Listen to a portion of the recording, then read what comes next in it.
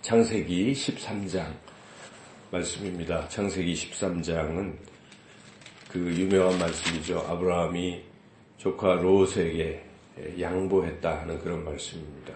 그래서 네가 좌하면 나는 우하고 내가 우하면 나는 좌하겠다 하는 그 말씀이 기록되어 있는 장입니다. 이제 아브라함과 조카 롯이 같이 그동안 동거했는데 각각 그 가축과 뭐 이런 것들이 많아지고 하니까 그 살던 지역에서 중요한 것은 이 목초지입니다. 그래서 풀이 있는 곳, 물이 있는 곳, 이것이 있어야 가축을 계속 기를 수 있기 때문에 그게 이제 경제의 또 그거잖아요. 그게 기본이고. 그래서 가장 중요한 문제인데 지금 각각 가축이 늘어나니까 서로 뭐 가축끼리 서로 이제 싸우는 거죠. 그로 인해서 가축을 기르는 그 사람들, 목자들까지 이제 서로 또 다투고 이런 일이 일어났을 때 아브라함이 이 다툼이 계속 있어서는 안 되겠다. 다툼을 멈춰야 되겠다. 이런 마음으로 조카에게 네가 선택해라.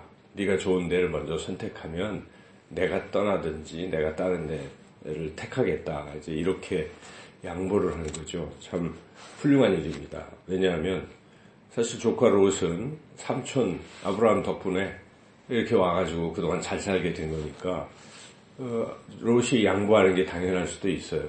또 삼촌으로서 그동안 내가 너를 길러주는 애가 얼만데 네 가라. 뭐 너 딴 데 가. 이렇게 해도 뭐 하등 비난받을 일도 아닐 수도 있는데 아브라함은 그럼에도 불구하고 네가 먼저 결정하라. 이렇게 선택권을 준 거죠. 양보했고 희생했습니다. 이렇게 하기가 쉽지가 않습니다.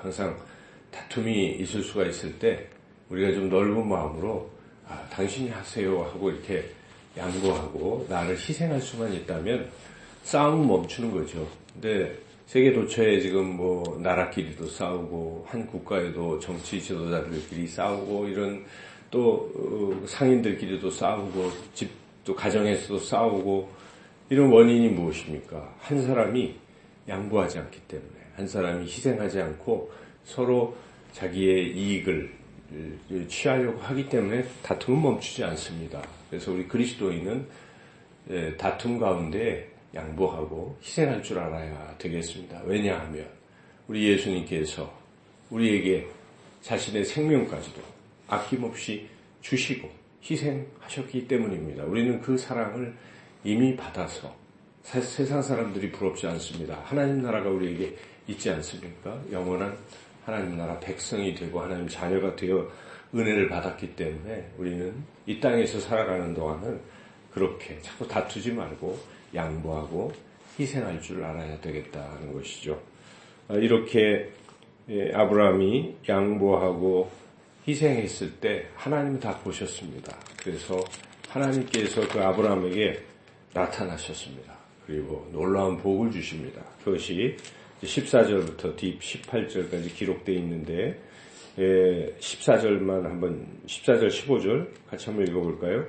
롯이 아브라함을 떠난 후에 여호와께서 아브라함에게 이르시되 너는 눈을 들어 너 있는 곳에서 북쪽과 남쪽 그리고 동쪽과 서쪽을 바라보라. 보이는 땅을 내가 너와 네 자손에게 주리니 영원히 이르리라. 16절 또 읽겠습니다.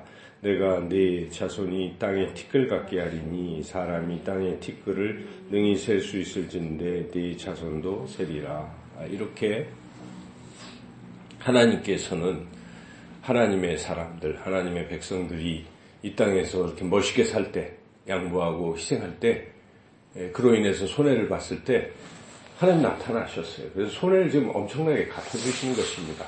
그거는 아무것도 아니다.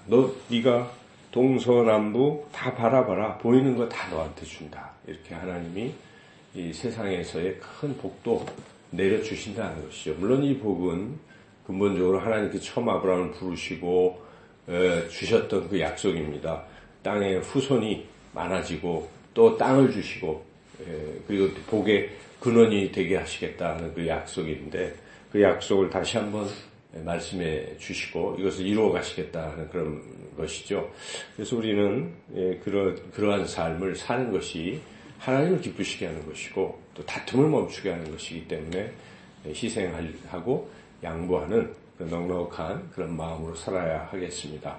그런데 한 가지 중요한 것이 있습니다. 어떻게 해서 아브라함이 이렇게 변화가 됐을까 하는 것입니다. 아브라함은 12장에서는 자기 목숨이 아까워서 양보는커녕 희생은커녕 자기 아내까지도 애굽 왕에게 바친 사람입니다. 그래서 애굽으로 내려갔는데 애굽 왕이 자기 아내를 보고 좋아하고 그러니까 이거 내 아내다 이렇게 해서 막아야 되잖아요. 그런데 아이고 내 아내가 아니라 이거는 내 누이입니다 해가지고 애굽 왕이 그래? 그래서 그 사례를 자기 아내로 이렇게 삼았죠. 그렇게까지 죄를 범했습니다. 그때 하나님 나타나셔서 약속이 성취되기 위해서는 사례가 그렇게 돼서는 안 되니까 애굽 왕과 그 집에 큰 재앙을 내리셔서 막으셨죠. 그래서 한때는 아브라함이 그러한 아주 용렬하고 그리고 이기적인 자기만 살겠다고 아내까지 버리는 이런 사람이었는데 지금 13장에 와서는 이렇게 놀랍게 네가 좌하면 나는 우하고 네가 우하면 나는 좌하겠다 이런 양보와 희생을 하게 된 이유가 무엇일까? 우리가 그 이유를 좀 12장과 13장을 비교해 보면서 잘 생각해 봐야 되는데 핵심은 하나님을 예배하는 곳에 있었느냐 그렇지 않느냐 그 차이입니다.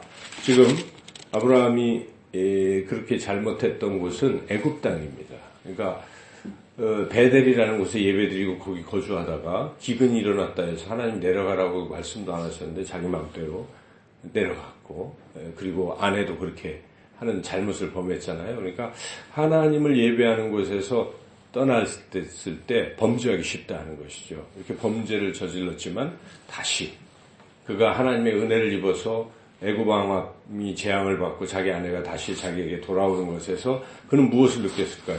하나님은 살아계시구나. 하나님이 나를 돌보셨구나 하는 생각을 가지고 내가 다시 하나님께로 돌아가야지 하고 하나님 품으로 돌아갔다는 것, 하나님을 예배하는 곳으로 갔다는 것이 그가 다시 회복되는 그런 계기가 됐다는 것이죠.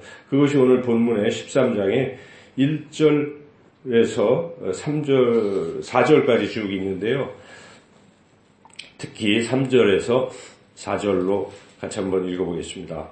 그가 네게부에서부터 길을 떠나 베델에 이르며 베델과 아이 사이 곧 전에 장막 쳤던 곳에 이르니 그가 처음으로 제단을 쌓은 곳이라 그가 거기서 여호와의 이름을 불렀더라. 그렇지 않습니까? 베델, 자기가 처음 가나안 땅에 왔을 때 베델과 아이 사이에서 제단을 쌓고 여호와의 이름을 하나님을 예배했던 그곳으로 다시 돌아온 것입니다. 여기서부터 회복이 시작됐다는 것이죠. 그래서 우리가 하나님을 예배하는 것은 우리 신앙의 회복의 출발점입니다. 그래서 새벽마다 여러분들이 나오셔서 하나님을 예배하는 것, 여러분 회복의 시작 출발점이라는 것입니다. 우리가 아무리 다른 봉사를 많이 하고 할지라도 하나님을 예배하는 것을 소홀히 하고 산다면 신앙의 어떤 큰 전기를 마련하기도 어렵고 회복이 되기도 참 어렵습니다. 예배하지 않는 사람들은 자기 마음대로 살기 때문에 자기가 좋을 때는 하는 거예요. 그런데 자기 마음이 싫으면 또 안 하는, 그러나 그렇지 않다는 것입니다. 하나님 예배하는 자에게 하나님 은혜를 주시니까 아브라함이 그렇게 이기적인 아브라함이 희생적인 아브라함이 됐다는 이 사실을 우리가 오늘 깨달을 수 있지 않습니까? 하나님을 예배하는 게 얼마나 중요하냐 하는 것을 우리가 깨닫고 아브라함은 드디어 하나님을 예배하는 것이 가장 중요하다는 걸 알고 이렇게 하나님이 나타나셔서 자신에게 복을 다시 약속하실 때 아브라함은 어떻게 반응합니까? 가장 중요한 것은 하나님 앞에 예배드리는 것이다. 그래서 마지막 18절에 그 하나님께 예배드리지 않습니까? 18절 같이 한번 읽어보겠습니다.